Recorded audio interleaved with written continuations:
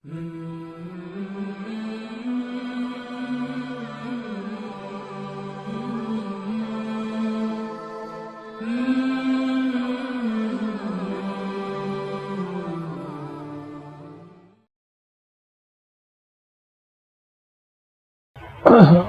باللہ من الشیطان الرجیم بسم اللہ الرحمن الرحیم۔ محترم سامعین، السلام علیکم ورحمۃ اللہ وبرکاتہ۔ آج کی رات کو کئی نام ہیں، شب برات بھی کہتے ہیں اس کو، لیلۃ القدر بھی کہتے ہیں۔ لیلۃ القدر کے معنی یہ ہے کہ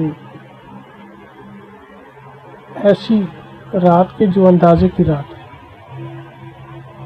اس کو لیلۃ القدر اس کے لیے کہتے ہیں کہ آج کی رات میں انسانی بجٹ پیش کیا جاتا ہے، اموات اور احیاء کی تعداد کا ذکر کیا جاتا ہے۔ کس کی موت ہوگی، کب ہوگی، کس سرزمین پر ہوگی، اس کا فیصلہ بھی آج ہوتا ہے۔ آج کی رات اس لحاظ سے بھی بابرکت ہے، اس میں ہمارا رزق تقسیم ہوتا ہے۔ اللہ تعالیٰ ہمارے رزق کو تقسیم فرماتے ہیں، فرشتوں کی ڈیوٹی لگاتے ہیں کہ فلاں کو رزق پہنچانا ہے، فلاں کو اتنا رزق پہنچانا ہے۔ عمر کے فیصلہ ہوتا ہے کہ کتنی عمر ہوگی، اس کا فیصلہ کیا جاتا ہے، اور جتنی عمر لکھی جاتی ہے اسی کے مطابق پھر موت اور حیات کا فیصلہ کیا جاتا ہے۔ پورا زندگی کا ایک اسٹرکچر مہیا کیا جاتا ہے، فراہم کیا جاتا ہے۔ اس لیے آج کی یہ رات بڑی اہم ہے کہ اس میں ہمیں وہ دعائیں مانگنی چاہیے جن کے بارے میں حضور صلی اللہ علیہ وسلم نے اکثر بیشتر احادیث میں فرمایا ہے۔ یہ قبولیت کی رات ہے، دعاؤں کی قبولیت، جو مانگیں گے وہ اللہ تعالیٰ عطا فرماتے ہیں۔ اور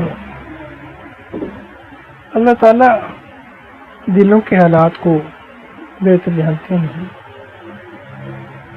کسی کے دل میں کیا ہے یہ ہم تو نہیں جانتے، ہم تو نہیں پہچان سکتے، لیکن اللہ تعالیٰ کو یہ سب علم ہے، اس لیے کہ وہ علیم بذات صدور ہے،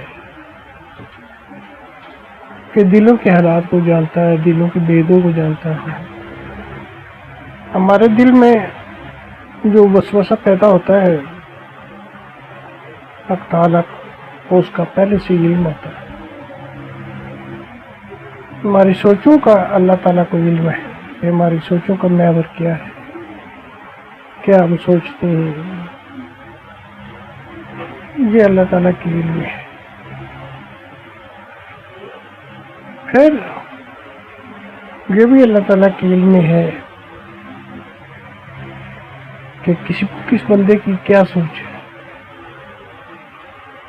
وہ کیا سوچ رہا ہے، کیا مانگ رہا ہے، کیا دعا کر رہا ہے۔ ہم تو بھول جاتے ہیں، اللہ تعالیٰ بھولتے نہیں ہیں، ہر چیز اس کے علم میں رہتی ہے، ہمیشہ رہتی ہے، اور وہ اپنے علم کے مطابق ہمارے ساتھ عمل کرتا ہے، ہمارے ساتھ وہ اپنا احسان فرماتا ہے۔ یہ اللہ تعالیٰ کے علم میں ہے، اس لیے آج سے آج کی رات کی قدر کرنی چاہیے۔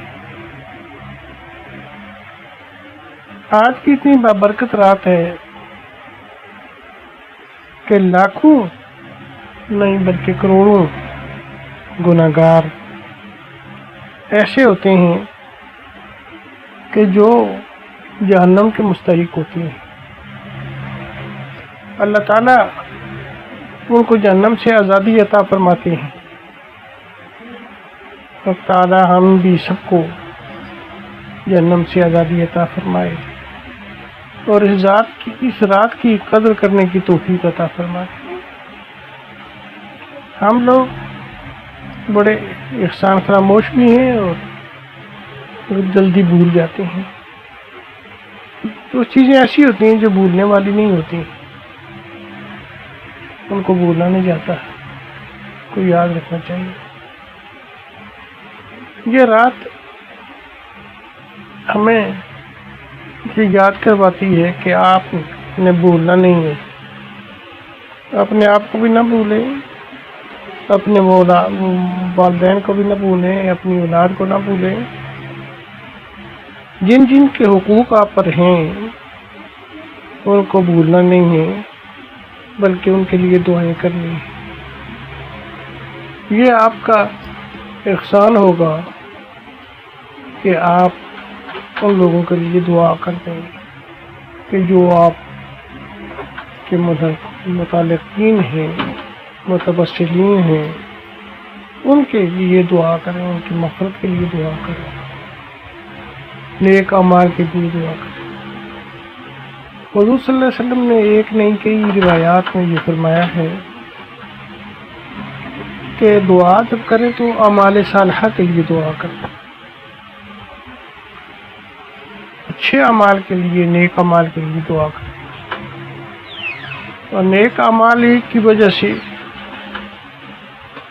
ہمارے لوگوں کی مغفرت ہوتی ہے، اور ان کی نیک لوگوں کی مغفرت کے لیے آپ دعا فرمائیں اور فرماتے رہیں، اس کو میں تسلسل جاری رکھیں۔ یہ نہیں کہ ایک آدھ دن مانگی پھر بھول گئی، پھر مانگی پھر بھول گئی، یہ نہیں۔ یہ تسلسل خود یاد دہانی کا ایک ذریعہ ہوتا ہے۔ جتنا آپ کسی کو یاد کرتے ہیں اتنا ہی وہ آپ کی یاد دہانی، آپ قوت حافظہ کمزور ہوتی نہیں بلکہ اس میں قوت آتی ہے، آپ کو اتنا زیادہ یاد رہے۔ شاید اسی وجہ سے حدیث میں حضور صلی اللہ علیہ وسلم نے فرمایا اذکروا موتاکم بالخیر، کہ اپنے مردوں کا جو دنیا سے جا چکے ہیں ان کا ذکر کیا کرو اچھائی کے ساتھ۔ اس کے مطالب میں محدثین کے مختلف اقوال ہیں کہ اس کا کیا مطلب ہے۔ ایک مطلب یہ بھی بیان کیا گیا ہے کہ اس کا مطلب یہ ہے کہ آپ جانے والوں کے نیک اعمال کو، اچھے اعمال کو لے کر ان کو یاد کریں